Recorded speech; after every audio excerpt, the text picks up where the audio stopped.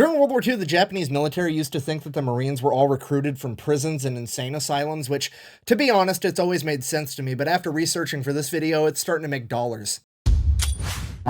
Today we're talking about the first time that the United States Marine Corps would come toe-to-toe with the Japanese military. Ladies and gentlemen, Wake Island, a small coral atoll 2,000 miles west of Hawaii, closer to Japan than it was to America, and highly sought after by the Japanese to be a forward operating base for World War II. The only problem with that was, it was currently held by the Americans. 450 Marine Corps artillerymen and 1,200 civilian construction workers, as well as 70 Navy corpsmen. In this context, for the layman, if you don't know, Navy corpsman is a fancy word for Marine Corps medic, aka Doc. And they didn't have much to defend the island with, but they did have 6 5-inch coastal artillery guns that were actually taken from America's first ever battleship, the original USS Texas from the 1800s. They also had 12 3-inch anti-aircraft guns, 18 M2 Browning machine guns, 30 Browning 30 caliber machine guns, as well as 12 Grumman F4F Wildcat fighters. In regards to time, Wake Island is 22 hours ahead of Hawaii, meaning that from their perspective, Pearl Harbor would take place on December 8th,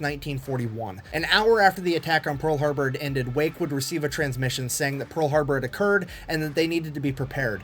2 hours after that, 27 Japanese bombers would conduct an air raid on Wake Island, destroying 8 of their 12 F4F Wildcat fighters before they even left the airstrip. At this point, 400 civilian construction workers would volunteer to help fight if it came to that, and the Marines began training them on how to operate machine guns immediately, while also fortifying fighting positions. Wake Island would then be bombed again on the 9th, and on December 11th, 1941, an entire Japanese naval detachment would arrive at Wake Island, and the battle for Wake would officially begin. As the Marines, the Navy corpsmen, and the construction workers rushed to their battle stations, they would see that they were incredibly outmanned and outgunned. The Japanese had brought with them 3 light cruisers, 6 destroyers, 3 submarines, 1 submarine tender, 2 PT boats, and 2 amphibious landing ships equipped with 450 special naval landing forces of the Japanese, which is essentially the Japanese equivalent of Marines. As the entire Japanese naval detachment advanced closer and closer to the island, they would finally come within striking distance of the Marine artillery, 12,000 yards. Despite that, and much to the confusion of the Marines, they were all ordered to hold their fire, which made absolutely no sense to them. These men could hit bullseyes at 12,000 yards. These guys would put a fucking 5-inch shell through a bedroom window if they wanted to. Why on earth are they being told to hold their fire? But the man in charge of the Marines, Commander Devereaux, realized that the Japanese artillery on the ships actually outranged the Marine artillery and they weren't firing yet. And this must mean that the Japanese thought that their air raids had disabled all of the Marine defenses on the island, which was not true at all, because in reality the only thing they had taken out was the original 8 Wildcats from day one. So under the command of Major Devereaux, the Marines would continue to hold their fire and play possum as the entire detachment advanced closer and closer. 10,000 yards, 8,000 yards, 6,000 yards, 4,000 yards, which as far as a Marine artilleryman is concerned, is point blank fucking range. If they got any closer, these Marines were going to try to put a bayonet on this 5-inch gun, okay? The Marines would finally be given the order to open fire, and they would open fire with everything they had and put as many shells downrange as they possibly could, taking the Japanese completely off guard and hitting almost all of their ships with effective fire. In a matter of minutes, they were able to sink one of the destroyers by hitting it twice in its magazine. The destroyer Hayate would be sunk in 12 minutes. And I cannot stress to you what a big deal this is. At this point in time, Japan has effectively attacked Pearl Harbor and 27 other locations in the Pacific, and they have never lost a single naval vessel. And it took the Marine artillerymen 12 minutes to put one completely under the waterline. Panicking and not knowing what to do, the Japanese naval detachment would turn and retreat. And it is at this point that they would realize that they made a fatal flaw in their attack strategy, because they didn't bring a carrier and they brought no planes for air support. Cue this man, Henry Elrod, aka Hammer and Hank, and one of the first main characters that would ever enter the battlefield in World War II on America's behalf. Himself and the other 3 Grumman Wildcat fighters would take off into the sky. They would realize that the Japanese naval detachment came with no carrier and no airplanes overhead, and let's face it, Japanese AA guns might as well be crewed by fucking stormtroopers because they can't hit shit. So the 4 Wildcat pilots take off and proceed to kick the entire naval detachment in the ass on the way out as they strafe their decks with machine gun fire and drop 100-pound bombs on their decks. Now, a 100-pound bomb and machine gun fire absolutely should never be able to sink a major naval vessel, like ever. Good old Hammer and Hank, though, managed to park one of those 100-pound bombs directly on top of the depth depth charges on top of the deck of the destroyer Kisarage, setting off a chain reaction that would sink the entire naval vessel. Which is literally the equivalent of killing a grown-ass man with a BB gun, but somehow he pulled it off anyways. Which, I mean, to be fair, is just standard behavior for the Marine Corps at this point. Now, the smoke settles from the battle, and they have to figure out what all happened, because, you know, there's a lot of moving parts. Come to find out, the only thing that the Marines lost, 2 of the planes were so damaged that they weren't going to be flyable anymore, so now they're only down to 2 Grumman Wildcats, and only 5 people had been injured. Nobody died on the American side. Japan, on the other hand, had lost 2 destroyers, a submarine, and a suspected 300 plus men. Needless to say, the Japanese are fucking pissed and embarrassed about this entire thing. Which, I mean, they kind of have a right to be upset too. I mean, this was the first 2 ships they've had sunk during World War II. This was the first tactical loss they've had, and this is the only successful amphibious landing defense using coastal artillery ever in all of World War II. They straight up kind of got their asses whooped. And because they're so upset, they pretty much immediately sent out another air raid from the Marshall Islands and bombed Wake Island again, and they continued to bomb Wake Island every day for the next 10 days. Thankfully, they still didn't manage to hit a whole lot. Total stormtrooper energy, just misses every single time. And during this 10 days, the American people would find out that 450 Marines and a bunch of construction workers stood up to the Japanese Navy and told them to get fucked. And this became the silver lining for the catastrophe that was Pearl Harbor. Wake Island was a shining example that the American public looked to and said, if those 450 dudes were able to accomplish that when they weren't ready, imagine what we're going to be able to do once we actually start trying. This victory, unfortunately, would be short-lived because it is now a race between Japan and America to see who can get reinforcements to Wake Island first. The problem with that is the Japanese reinforcements are coming from all their other successful attack missions, including Pearl Harbor, so they have a huge head start on the Americans. So obviously they get all of their ships there first. So the Marines call up the Navy chain of command and are like, hey, there's a bunch of more Japanese ships here, including some aircraft carriers. Hurry up. At which point, the United States Navy, or maybe not the Navy, but the government, somebody at a high level decides that, well, we don't want to lose any more ships, so we're just going to consider all of Wake Island collateral damage, and we're going to leave all of you there to die. I wish I was joking. So the first battle for Wake Island was on December 11th. They then got bombed every day for 10 days straight. It is now December 22nd. They have all been left there to die, except these are United States Marines, so fuck it, we're still gonna fight anyways, because that's just how they get down. So December 22nd, 1941, the second battle for Wake Island is about to kick off. In the red, white, and blue corner, we have 450 Marine artillerymen, 400 construction workers, and 70 Navy corpsmen, going toe-to-toe with a reinforced Japanese Navy of 3 light cruisers, 6 destroyers, 2 PT boats, 2 amphibious landing vehicles, a bunch of more amphibious landing soldiers, 1 submarine tender, 2 submarines, 4 heavy cruisers, 2 mine layers, and 2 aircraft carriers returning from Pearl Harbor, the IJN Hear You and the IJN See You. Apparently the IJN Smell You and Taste You were fucking busy. And now, to the Marine Corps' surprise, the entire naval detachment refuses to get anywhere near this island, not willing to come within 12,000 yards because they don't want to get shot up by accurate Marine artillery fire again.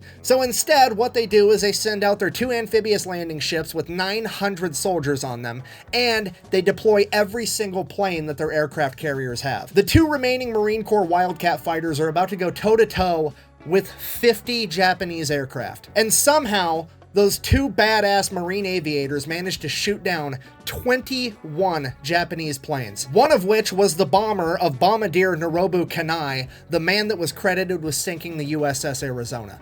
This would be considered the first ever revenge for Pearl Harbor. The remaining Japanese planes then proceeded to bomb and strafe the island with machine gun fire. They didn't really do a whole lot of damage, but one thing they did take out was the communication lines leaving the command bunker where Major Devereaux was. And nobody knew that that had happened, so Major Devereaux's inside of his bunker giving orders, but nobody's hearing them. So when the 900 Japanese Special Naval Landing Forces landed on the beach, and they weren't given any orders, the Marines are kind of like, what are we doing?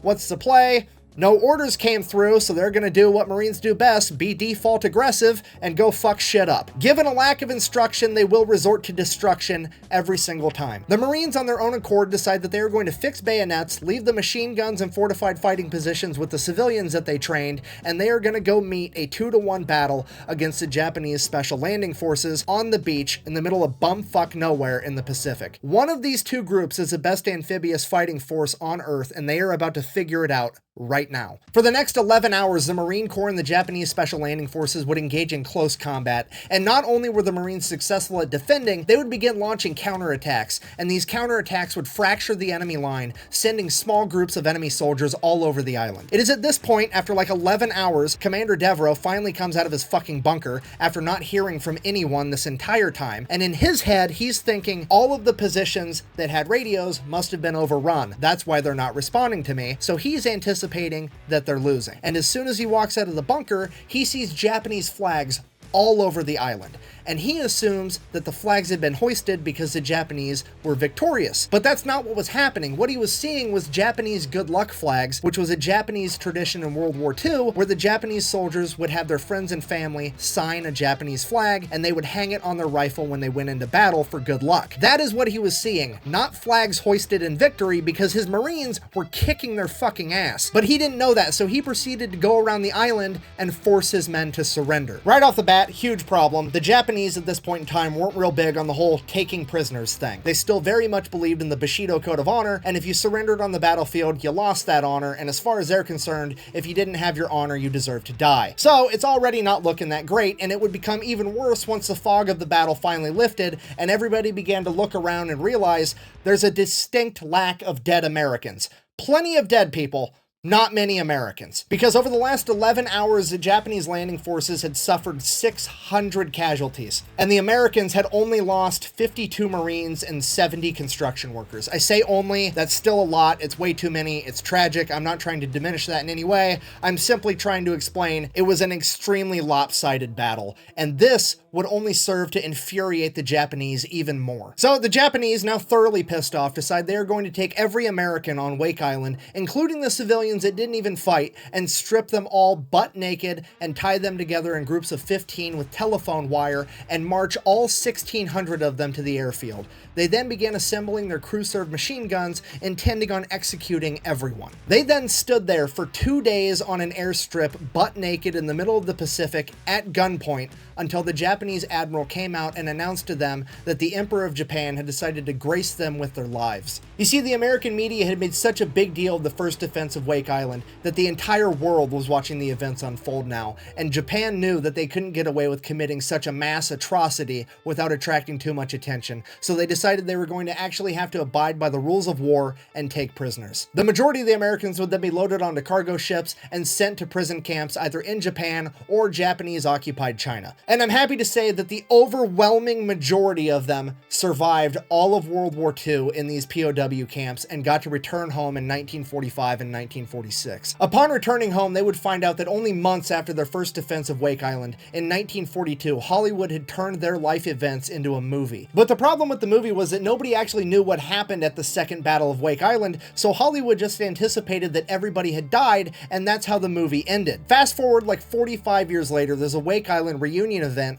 where a journalist finally asks all the Marines what they thought of that movie when they first returned home. And without skipping a beat, this man in his 60s or 70s at this point chimes in and says, well, first of all, we didn't actually have a dog there. To which every other Marine began laughing, and it is hands down my favorite part of this story, because somehow that man lived through an entire lifetime worth of shit before he turned 25, and he has now made it into the twilight years of his life with his sense of humor intact and that innate burning desire to be a fucking smartass that every military member I've ever met has. And now, the story's gonna get weird. Whatever became of Wake Island itself, while it would remain under Japanese control for the duration of World War II, every time an American naval vessel drove past it, they would open fire on it with its guns, and they would routinely perform air raids on the island. Now, as fate would have it, one of those air raids on Wake Island would be the very first combat mission of a new pilot that joined the military at the ass end of World War II, and that pilot's name was George Bush.